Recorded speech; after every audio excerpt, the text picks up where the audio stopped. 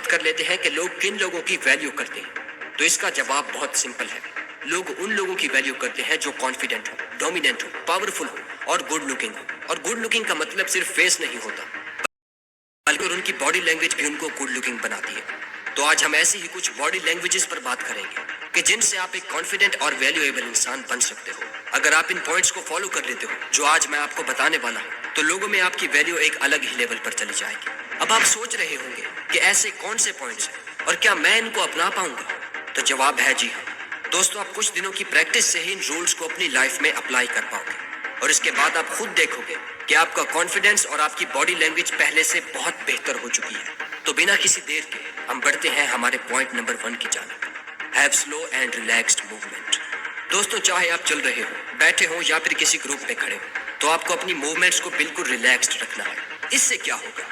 इससे आप ज्यादा कॉन्फिडेंट और ज्यादा डोमिनेंट दिखोगे, क्योंकि जब आप आहिस्ता चलते हो तो आपकी रिलैक्स्ड और स्लो मूवमेंट लोगों को अट्रैक्ट करती है, जिससे लोग आपकी तरफ मुतवज्जे होते हैं और आप और भी ज्यादा कॉन्फिडेंट फील करते हो। और अगर आप बुरी सिचुएशंस में भी रिलैक्स रहना सीख लेते हो, तो उस बुरी सिचुएशन में भी रिलैक्स रहने से आपका दिमाग 100% काम करेगा और आप उस बैड सिचुएशन को अच्छी तरह हैंडल कर पाओगे।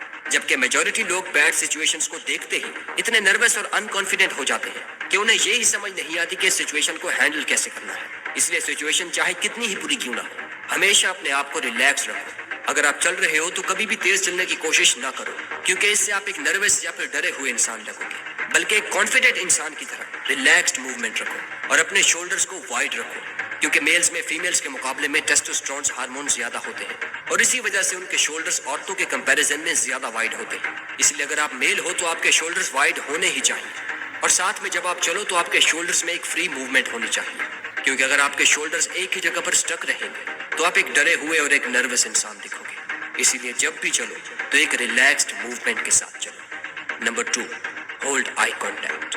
दोस्तों, आई कॉन्टैक्ट आपकी बॉडी लैंग्वेज और आपकी पर्सनैलिटी का एक अहम हिस्सा होता है। जब आप किसी से बात करते हैं और उसके साथ आई कॉन्टैक्ट बनाए रखते हैं तो आप ज्यादा कॉन्फिडेंट दिखते हो और सामने वाला आपकी बात को अच्छे तरीके से समझ सकता है और आप भी अपनी बात को अच्छे से समझा पाते हो। आपका आई कॉन्टैक्ट आपके कॉन्फिडेंस और दूसरों पर आपके डोमिनेंस को जाहिर करता है। यानी आई कॉन्टैक्ट से आप दूसरों को ये मैसेज दे रहे होते हो कि आपसे बेहतर उन्हें इस काम के लिए और कोई नहीं मिलेगा और आपको अपनी एबिलिटीज पर पूरा यकीन है। कन्वर्सेशन में आई कॉन्टैक्ट उतना ही जरूरी है जितना कि आपकी बात। इसलिए जब भी किसी से बात करें तो आई कॉन्टैक्ट बना के रखें और जब आप आई कॉन्टैक्ट तोड़ना चाहें तो कभी भी नीचे देखकर आई कॉन्टैक्ट मत तोड़ें, क्योंकि इससे आप एक नर्वस इंसान दिखोगे। जब भी आप अपना आई कॉन्टैक्ट तोड़ना चाहें तो साइड पर देख लें या फिर अपनी गर्दन को मोड़ लें। अब हम बात करते हैं थर्ड पॉइंट की, be as big as your audience. यानी जितने ज्यादा आपके सुनने वाले हो उतना ही ज्यादा अपनी बॉडी लैंग्वेज को यूज करें और उतनी ही ज्यादा जगह एक्वायर करें, क्योंकि जितना ज्यादा आप जगह एक्वायर करके बात करते हो, जितना ज्यादा आप अपने हैंड गेस्चर्स का यूज करते हो, अपनी बॉडी लैंग्वेज का यूज करते हो, उतना ही ज्यादा आप कॉन्फिडेंट और अट्रैक्टिव इंसान दिखते हो। अगर आप किसी ग्रुप में खड़े होकर बात कर रहे हो तो कभी भी एक जगह पर ठहर के बात मत करो, बल्कि कोशिश करो कि चल फिर कर बात करो और अपनी बॉडी लैंग्वेज का यूज करो।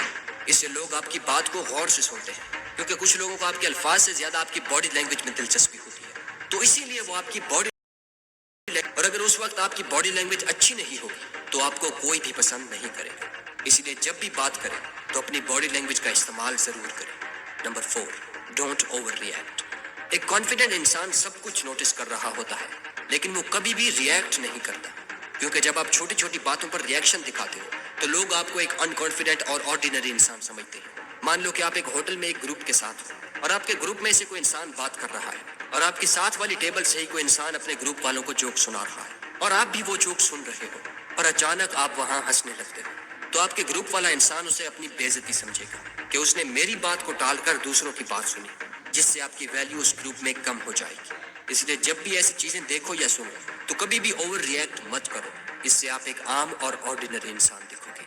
Number 5, speak slowly and use pauses between words.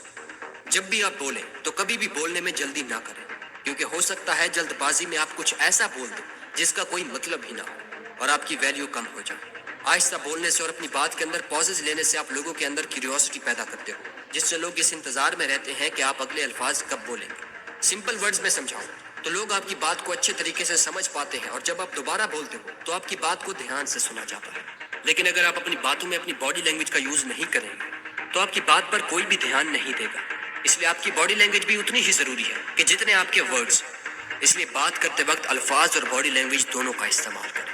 ایک بار ہم ان سارے پوائنٹس کو دیکھ لیتے ہیں جو ہم نے